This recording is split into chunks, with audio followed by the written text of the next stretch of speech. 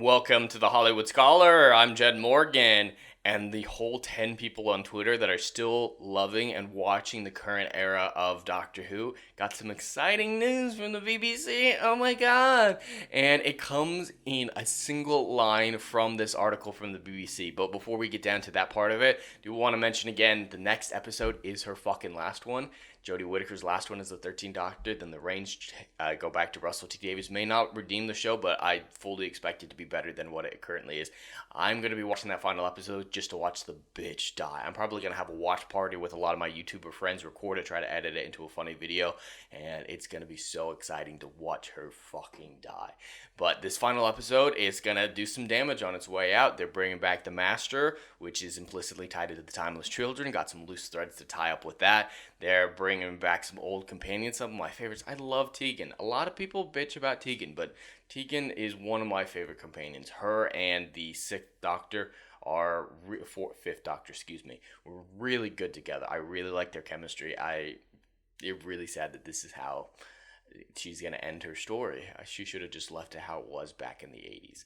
But, that's how it goes. And Ace as well, she was a really fun companion, a very unorthodox one, and to see them both coming back full machine guns, just action stars, makes sense for Ace, not really for Tegan. But characterization doesn't matter. It's just how can we make these big strong Wymans that are strong and independent and making fun of the male doctor while uplifting the female doctor. That was probably the only thoughts that went through Chris Chibnall's head when he was doing this casting.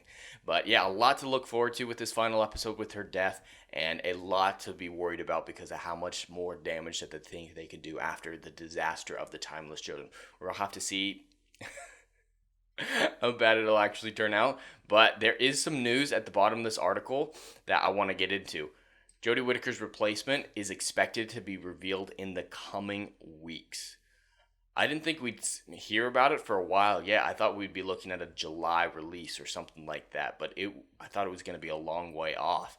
And, I don't care yet. If it's a great casting and then the first episode by Russell T Davies turns out to be an absolute banger and erases the Timeless Children, if it does all that, I'll get excited about Doctor Who again. But right now, I don't really care who the 14th Doctor is going to be. Unless it's David Tennant, which I'm kind of worried about too. I don't want to see him come back if it's going to keep down the path that it's currently on. So I'd like to hear who it is, but I'm not looking forward to it, and I'm not holding out implicit hope that the new Doctor and Russell T Davies era will be an absolute improvement. It might be a tad better, but it may not save the show. So, yeah, apparently, and this was 5 days ago when this article came out, so it could be in the next week or two now for when we're going to see the Doctor announce. And, we'll have to wait and see if it's a good casting or if it's going to continue down the woke narrative of a diverse Doctor just to keep their brownie points going. But with it not being at the BBC, they may not be, fall under the diversity and inclusion policy that the BBC currently has. Bad Wolf may not fall under that, and their Bad Wolf is owned by Sony, so there's different rules. I don't know how it's all going to work out. I hope they choose a better Doctor than her. Pretty much anyone's going to be a better Doctor than her. But we're going to, coming weeks, it's coming soon. So we have to hold out hope because that's all we have left. But anyway, that's all I have for today. I'd love to hear your thoughts in the comments below. Please like, share, and subscribe, and I will see you in the next video. Anon.